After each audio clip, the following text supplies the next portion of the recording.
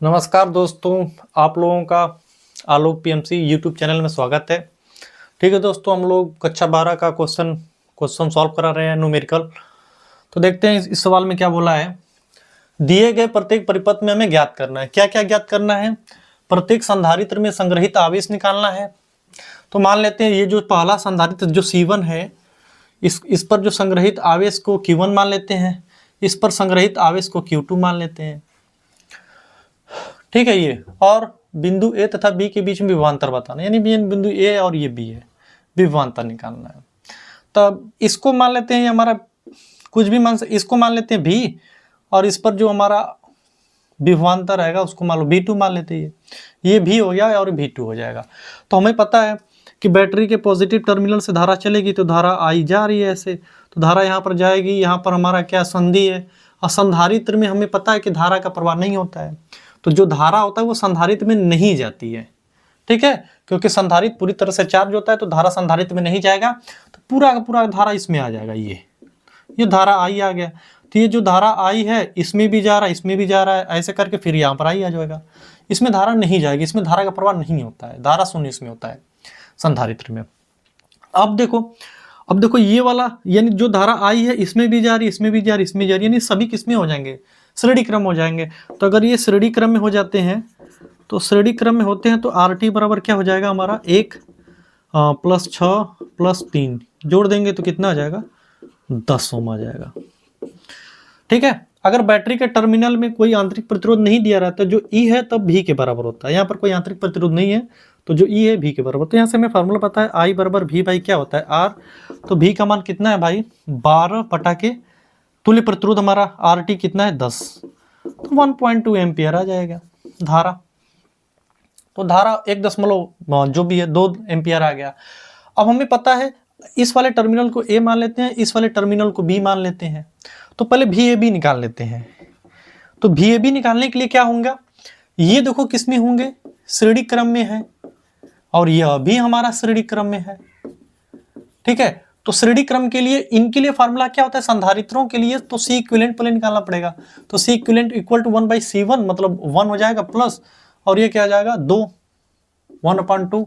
तो सॉल्व कर देंगे तो 2 1 कम 2 यानी 3/2, 3/2, यहाँ पर क्या हो जाएगा माइक्रोफैरेड। ठीक है, तो यहाँ से C इक्विवेलेंट निकाल लेंगे तो कितना हो जाएगा 2/3 हो जाएगा माइक्रोफैरेड, और यहाँ से निकाल लेंगे तो RAB निकाल लेते हैं। तो RAB बराबर 3 + 6, 3 + 6 यानी 9 ओम आ जाएगा ये। तो VAB बराबर क्या हो जाएगा I इंटू RAB।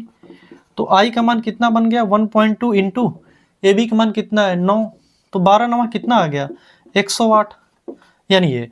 अब हमें पता है कि AB के बीच में विभवांतर आ गया, विभवांतर कितना है 10.8, तो यानी इसके इन दोनों संधारित्रों के बीच भी वही रहेगा 10.8 रहेगा, इनके बीच भी 10.8 रहेगा।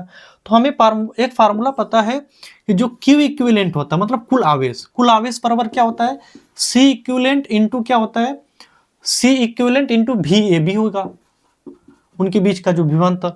तो Q इक्विवेलेंट कितना है 2/3, ठीक है, माइक्रो इंटू V का मान कितना है भाई 10 है, 10.8 हो गया। तो ये हमारा किस में आ जाएगा वोल्ट में आ जाएगा। ठीक है, अब इसको 3 से काट देते हैं, तो ये 3 तिलिके 9, 3 तिलिके 9, 3 छक्का 18, यानी फिर इसको सॉल्व कर देंगे तो 36 दूना 72 हो जाएगा, यानी यहाँ से 7.2 माइक्रो वोल्ट आ जाएगा ये। ठीक है, माइक्रो वोल्ट। अब हमें पता चल गया, ध्यान से देखेंगे सभी लोग, ये आ गया है। अब हमें किसके बीच में निकालना है भाई, एक इस पर निकालना है, एक इस पर। हाँ, एक चीज और ध्यान से कि अगर हमारा क्या है संधारित्र है, संधारित्र अगर किसमें है हमारा, संधारित्र अगर हमारा किसमें है श्रेणी क्रम में है, तो जो कुल प्रतिरोध आएगा, यानी जो कुल आवेश आएगा, जो कुल आवेश होता है उनके अलग अलग आवेशों के बराबर होता है। तो जो संधारित्र कुल आवेश है ये Q1 के बराबर भी होगा, Q2 के बराबर होगा। श्रेणी क्रम में कुल आवेश अलग अलग संधारित्रों पर आवेश के बराबर होता है। तो यहाँ से इसकी वैल्यू क्या हो जाएगी 7.2 माइक्रो को लिख सकते हैं 10⁻6, और नहीं इसका वैल्यू कितना था नहीं ठीक है, ये आ जाएगा। इसका मात्रक क्या होता है हमारा, कूलाम होता है, ये कूलाम हो जाएगा ये, ठीक है। तो ये कूलाम हो जाएगा, ये हमारा हो गया। तो पहला सवाल क्या था, प्रत्येक संधारित्र में संग्रहित आवेश, तो प्रत्येक संधारित्र यानी Q1 और Q2 और ये कुल आवेश सब बराबर हो जाएंगे, इतना पहला सवाल लग गया यहाँ से। अब सेकेंड सवाल इसमें बोला है तो अलग अलग निकालते, यानी पहले बिंदु ए पर निकाल लेते हैं। तो बिंदु ए पर विभव, तो बिंदु ए पर विभव क्या हो जाएगा, V2 माने बिंदु ए पर। तो V2 बराबर क्या होता है, अब हमें एक फार्मूला पता है कि Q बराबर क्या होता है CB, तो Q1 बराबर C1 V1 हो जाएगा, ठीक है। अगर Q2 बराबर निकाल देंगे तो Q2 बराबर C2 V2 हो जाएगा।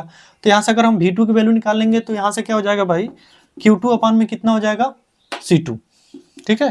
तो Q2 की वैल्यू कितनी है, आवेश वही है हमारा 7.2 गुणे 10⁻⁻6 कूलाम, ठीक है। और C2 की वैल्यू कितनी है, ये 2 माइक्रोफैरेड, दो माइक्रो मतलब 10⁻⁻6, ठीक है, ठीक है, हो जाएगा ये। तो यहाँ से क्या हो जाएगा, इसी से कट जाएगा तो ये बोल्ट आ जाएगा, यानी इसे काट देंगे तो कितना आ जाएगा, 3.6 वोल्ट आ जाएगा ये। अब हमें बिंदु बी पर निकाल लेते हैं, बिंदु बी पर। तो बिंदु बी पर भी बराबर क्या होता है, आई बाई आर। आई का मान 9 में पता है, धारा कितना इसमें जा रही है, धारा का मान कितना है भाई 1.2 है। आर की वैल्यू भी बराबर आई आर होता है ना, भी बराबर आई आर होता है, ठीक है। तो 1.2 गुणे आर की वैल्यू कहाँ गई हमारी, इसके ये वाला आर लेंगे, ये वाला आर, तो ये 6 आ जाएगा। तो 12 छंग 72 यानी 7 कितना आ जाएगा, 2 वोल्ट आ जाएगा। अब हमें अंतर पूछा है, क्या पूछा है भाई, अंतर दोनों आवेशों के बीच, ये इनके इनके बीच का अंतर पूछा है। तो क्या हो जाएगा, ये बिंदु ए तथा बिंदु बी के बीच विभवांतर का अंतर, तो VAB बराबर लिख देते हैं, यानी 36 माइनस क्या हो जाएगा, ये 7.2 और ये हो जाएगा वोल्ट। सॉल्व कर देंगे तो यही आ जाएगा। तो ये हमारा आंसर है, ठीक है दोस्तों।